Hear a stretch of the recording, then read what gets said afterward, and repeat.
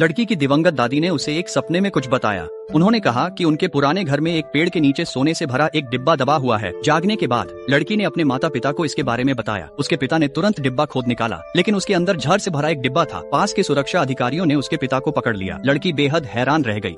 वह समझ नहीं पाई कि उसकी दादी ने उसे सपने में फिर से क्यों धोखा दिया। पता चला कि इससे आधा साल पहले उसकी दादी ने उसे एक सपने में बताया था कि टिड्डियों का हमला आने वाला है।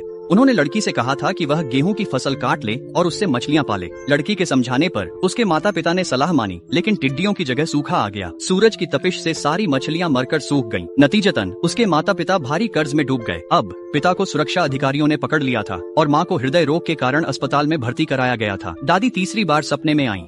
उन्होंने डॉक्टर ढूंढने को कहा जो उसकी माँ को बचा सके। लड़की तुरंत उस डॉक्टर के पास गई जो एक दुर्घटना पीड़ित की मदद कर रहा था। वह उसे खींचकर अपनी माँ की सर्जरी करवाने ले गई। आखिरकार न तो उसकी माँ को बचाया जा सका और न ही दुर्घटना के शिकार को इलाज का सबसे अच्छा समय मिल पाया। वह दुर्घटना का शिकार दरअसल लड़की का प्रेमी था। प्रेमी की माँ को लगा कि यह सब लड़की की गलती है। उसने उसे चोट पहुंचाई। लड़की नहीं समझी कि दादी उसे बार बार धोखा क्यों दे रही थीं। आंखें खोलने पर उसने पाया कि उसका 6 महीने पहले पुनर्जन्म हुआ है। उस दिन उसने पहली बार दादी को सपने में देखा था। उसी समय उसके माता पिता कमरे में दौड़ते हुए आए। उन्होंने कहा कि गांव में जल्द ही टिड्डियों का प्रकोप हो सकता है। उन्होंने पूछा कि क्या उन्हें मछली पालनी चाहिए। ये सुनकर लड़की ने तुरंत मना कर दिया, लेकिन फिर भी उसने कीटनाशक की एक खेप खरीद ली। अप्रत्याशित रूप से 1 महीने बाद टिड्डियों का एक विशाल झुंड गेहूं के खेतों में आ गया।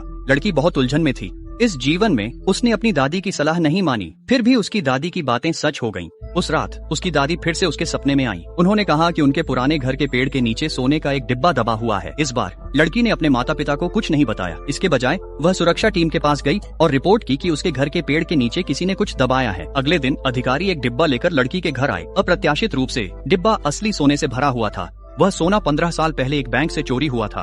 उसके पिता का असली चोरों से संबंध था। आखिरकार सुरक्षा टीम ने उन्हें भी ले जाया। खबर सुन माँ की दिल की बीमारी बढ़ गई। लड़की माँ को अस्पताल ले गई। उसे दादी ने सपने में उस डॉक्टर को ढूंढने को कहा। लड़की ने बॉयफ्रेंड को फोन कर इंतजार को कहा। फिर वह डॉक्टर को ढूंढने चली गई। उसकी माँ की सर्जरी बेहद सफल रही। लड़की को लगा कि उसने अपने पिछले जीवन की किस्मत बदल दी है, लेकिन तभी बॉयफ्रेंड की माँ अचानक भागती हुई आई और बोली कि उसका बेटा एक कार दुर्घटना में फंस गया है।